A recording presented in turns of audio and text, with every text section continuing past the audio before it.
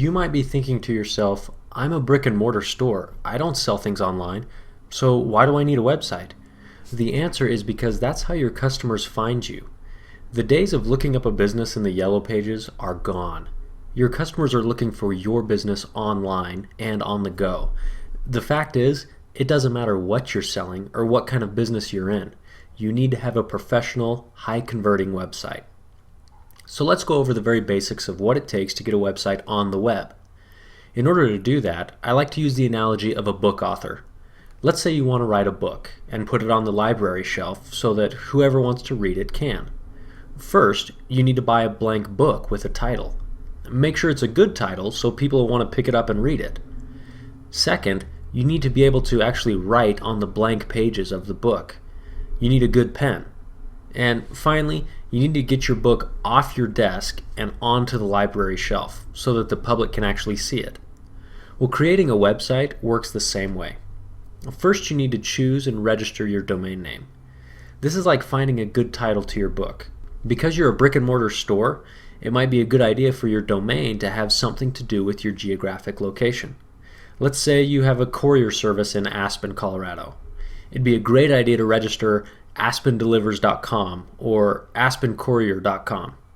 Even if it isn't the name of your company, the amount of natural traffic that domain will generate will be well worth it.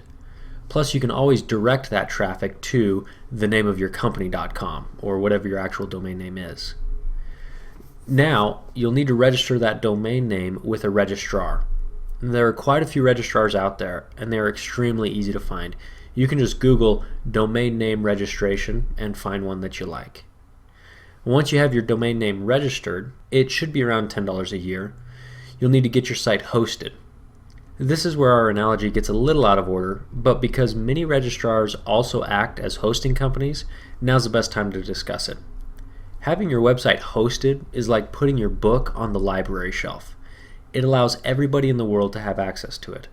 When you choose a hosting company, it's important to consider server reliability, site uptime, email clients, and other features.